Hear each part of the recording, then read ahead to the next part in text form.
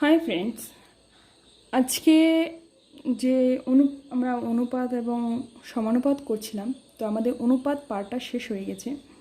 এবার আসে সমানুপাতের পার্ট। তো সমানুপাত কি? যখন দুটো অনুপাতের মান সমান হবে তখনই বলবো আমরা সমানুপাত। অর্থাৎ দেখো, উদাহরণস্বরূপ যদি A:B এর মান 1:2 হয় এবং C:D 1:2, তাহলে এদের কি বলবো আমরা? এরা পরস্পর সমানুপাত। তাহলে সমানুপাতের চিহ্নটা কীভাবে লিখব? A:B সমানুপাতের সেই 4টা ডট হবে, আর হচ্ছে C:D।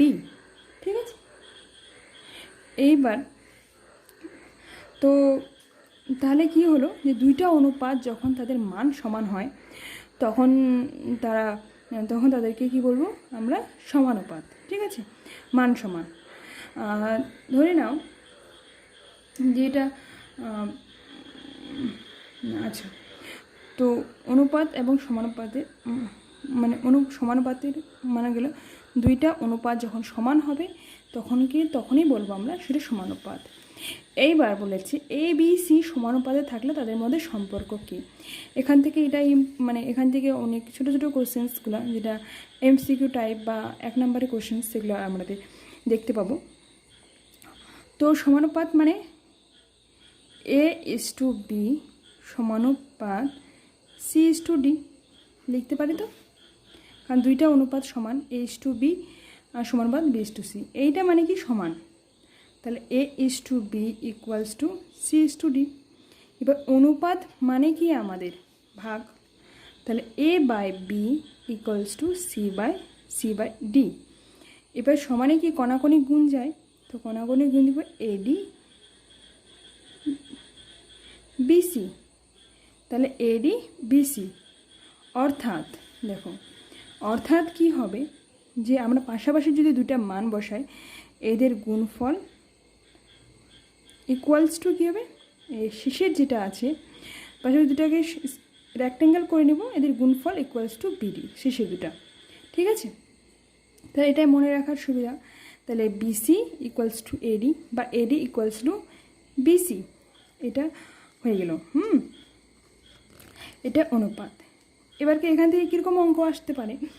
যে তিনটার মান দেওয়া আছে, বলেছি এরা সমানুপাত থাকবে কি না। তো আমাদেরকে AD আর BCর মান এক তো অনুপাতে করা যায়, যে A:B এর অনুপাত করব, তারপরে B:C সেম হলে তারপর দ্বিতীয়ত কি বলেছে, তাহলে দেখি সেই 1 নাম্বারটাই প্রয়োগের 2, 3, 4, 6 এরা সমানুপাতে আছে কিনা। ঠিক আছে, তো সমানুপাতে আছে কিনা যদি দেখাতে হয় তখন অন্য নিয়ম। তাহলে কি হবে? BC কত? BC = কত? 3 × 4, তাহলে কত হলো? 12, তাই তো? তাহলে প্রথমে BC 12 হলো। এইবার শেষের দুটা AD 6 × 2 কত হলো? 12। দেখো মান কি সমান আসছে। তাহলে BD = BC। এটা দেখো আমাদের সেই কন্ডিশনটা হোল্ড করে গেল। তাহলে এই কন্ডিশনটা যখনই হোল্ড করলো তাহলে তারা কী হচ্ছে? সমানুপাতে থাকবে। ঠিক আছে, নেক্সট এটা কি বলেছে, 29 নাম্বার যেটা প্রয়োগে আছে, তো এরা সমানুপাতে আছে কিনা সেটা পরিমাণ করতে বলছে। তো প্রথমে আমাদেরকে কি করতে হবে? AD, তাই তো? AD মানে শেষের দুইটা, প্রথমটা এবং শেষটা। তো প্রথমটা যদি 8x হয় গুণন 25, শেষেরটা 25 QYZ, তাহলে এটা গুণ করলে কত হবে? 200। 25 8 200 XYZ Q। ঠিক আছে, এটা মান পেলাম। এইবার মিডিল দুইটা 5YZ আছে গুণন 40 QX। তাহলে এটা গুণ করলে কি? 200 এক্স ওয়াই জেড কিউ। দেখো তাহলে আমাদের কি হলো, দুইটা মানই সমান হলো, তাহলে এরা অবশ্যই সমানুপাতে আছে। ঠিক আছে, এইবার সমানুপাতে মান বের করতে হবে। এখান থেকে আরেকটা কোশ্চেন আছে যেটা মান বের করা, মানে একটা সমানুপাত দিল 8:y 2:21, সমানুপাত 2:21, এখান থেকে ওয়াইয়ের মান বের করতে হবে। তাহলে আমরা জানি, কি জানি আমরা যদি গুণ করে করি, মানে এটা গুণন এটা, আমরা জানি কি, আচ্ছা এইটা নিয়ম করে দিই, a:y = 2:21।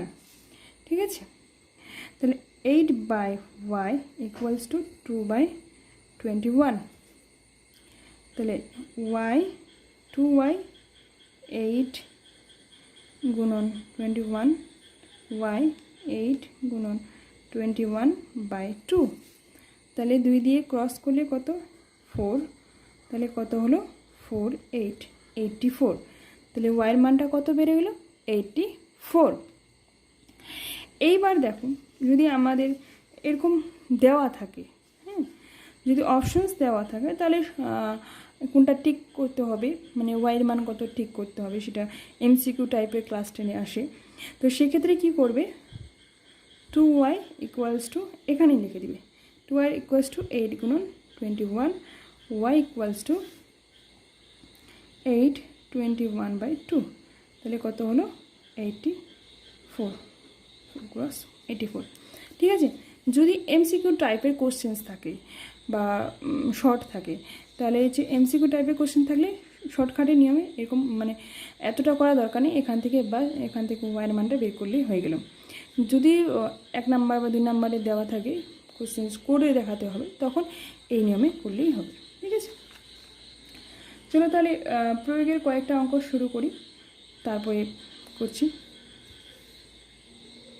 প্রয়োগ শুরু করার আগে আমাদেরকে জানতে হবে ক্রমিক সমানুপাত।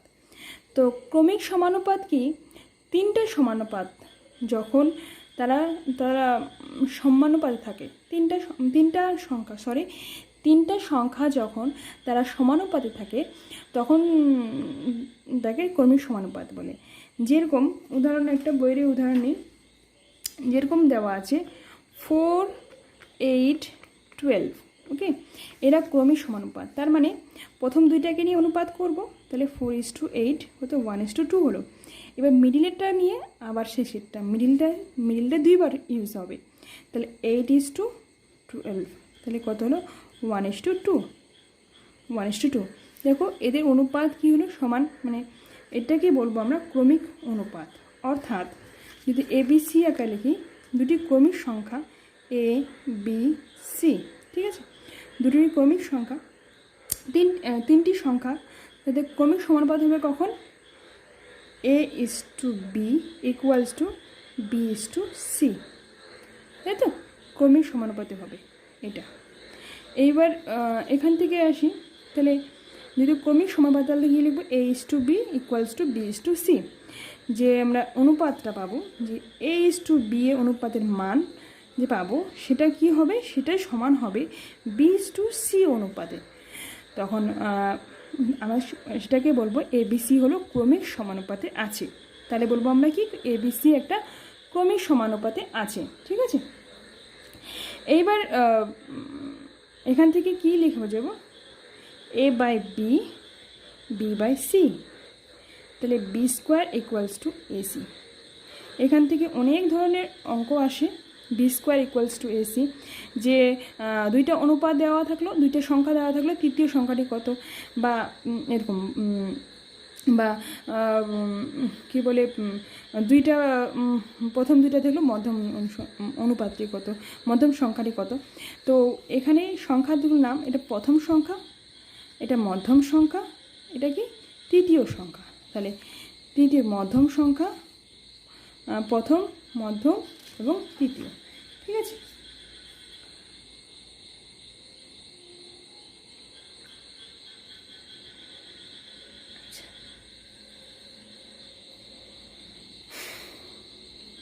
এবার এই টাইপের অঙ্ক দেখো কি বলেছে যে 3 আর 12 এর মধ্য সমানুপাতিটি কত। তাহলে মধ্য সমানুপাতিটি কত, মধ্য সমানুপাতিটি কত। তাহলে 3 বি স্কোয়ার ইকুয়ালস টু, আমরা জানি কি B square equal to AC. তাহলে কি হলো, মধ্যম সমানুপাতিটি ইকুয়ালস টু কত হবে,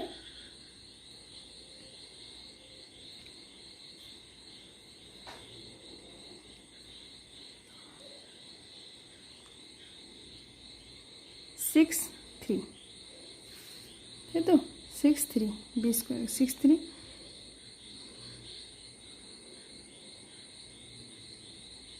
6 বি ইকুয়ালস টু কত হবে 6।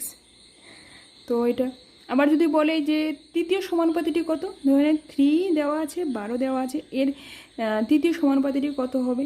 তাহলে বি স্কোয়ার কত 12, তাহলে 12কে আমরা দুইবার লিখব, ইকুয়ালস টু কত 3 গুণন তৃতীয় সমানুপাতি, লিখব তৃতীয় সমানুপাতি। ঠিক আছে, তাহলে তৃতীয় সমানুপাতি 3 দিয়ে ক্রস করলে কত হবে, 3 দিয়ে যখনই ক্রস করব 4, তাহলে কত হলো 8 4 80 40 48 এরকম হয়। তো চলো প্রয়োগে কোষে দেখি যেগুলো আছে 5.2, সেখান থেকে আমি শুরু করব। তো কোষে দেখি 5.2, ওকে। তো 5.2 যদি 1 নম্বরটা দেখো কি বলেছে, এক্স এর মান নির্ণয় করতে বলেছে আমাদেরকে। তাহলে কত দেওয়া আছে, 1 নম্বরটা দেওয়া আছে 10:35 10:35 ইকুয়ালস টু x:42 লিখতে পারি না। তাহলে কত হলো 10/35 ইকুয়ালস টু x/42। তাহলে x, তাহলে এখানে ক্রস 5 × 10 5 × 7 35, ঠিক আছে। তাহলে x ইকুয়ালস টু কত হবে 42 গুণন 2 ডিভাইডেড বাই 7, 42 ওদিকে চলে যাবে। তাহলে x ইকুয়াল 6 42, তাহলে কত হলো 12। ওকে, তাহলে x এর মান কত হলো 12। সেকেন্ডটা সেই একই নিয়মে করতে হবে। 2 নম্বরটা দেখো, আমাকে চতুর্থ অনুপাতটি বের করতে বলেছে। 3টা মান দেওয়া আছে, তার চতুর্থ অনুপাতটি বের করতে হবে। তো চলো দেখি কি হয়। আচ্ছা, প্রথমটাই করি 1/3। তাহলে চতুর্থ সমানুপাতিটি ধরি চতুর্থ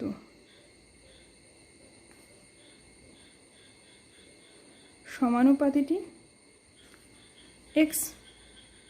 তাহলে x হলে কি লিখতে, তাহলে লিখতে পারি, তাহলে কি লিখতে পারি, অনুপাতটি হবে সমানুপাতটি 3 x × 1/4 সমানুপাত 5:x, তাই তো। এইবার সিম্পলি কি করতে হবে, আমাদেরকে 1/3 = 1/4 5:x। নেক্সট কি করতে হবে 3, তাহলে কি তো হলো 1/3 ভাগ 1/4 1/5 ভাগ x, এখানে করি। তাহলে 1/3 গুণন 4/1, যেহেতু ভাগের বেলা কি উল্টে যাবে, যদি ভগ্নাংশ থাকলে ভগ্নাংশটা উল্টে যাবে, নিচের ভগ্নাংশটা। তাহলে 1/5 গুণন, যেহেতু 1/x, যেহেতু x এর নিচে কি ছিল 1 ছিল, তাহলে 1/x হলো, তাহলে 1/x হলো। তাহলে কত হবে 4/3 1/5x, x ইকুয়ালস টু 23, 4×5 = 20/3, ঠিক আছে। নেক্সট এগুলো সব সে একই নিয়মে, চতুর্থ অনুপাতটিকে সে একই নিয়মে করতে হবে। এবার হচ্ছে সংখ্যাগুচ্ছ যে তৃতীয় সমানুপাতিটি নির্ণয় করো। অর্থাৎ এটা ক্রমিক সমানুপাতি দেওয়া আছে, তোমাকে তৃতীয় সমানুপাতিটি বের করতে হবে। তো চলো একটা অঙ্ক করে দিই। ধরে নিচ্ছি দেখো এখানে তৃতীয় সমানুপাতিটি এক্স। ওকে, তাহলে প্রশ্নানুসারে আমরা কী লিখতে পারি? প্রথমটা কত? 5:2 মধ্যম, এক্স ইকুয়ালস টু মধ্যম ইস টু তৃতীয় সমানুপাতিটি এক্স। তাহলে প্রথম ইস টু মধ্যম ইকুয়ালস টু মধ্যম ইস টু তৃতীয়। ঠিক আছে, তাহলে 5/10 10/x বাই করে নেব 2,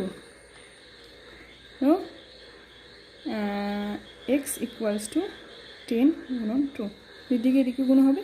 এখানে 1 দিতে এক্সের কোণাকুণি হলে এক্স 2, তাহলে 20 হলো। নেক্সট 3 একই নিয়মে সেটা করতে হবে। ঠিক আছে।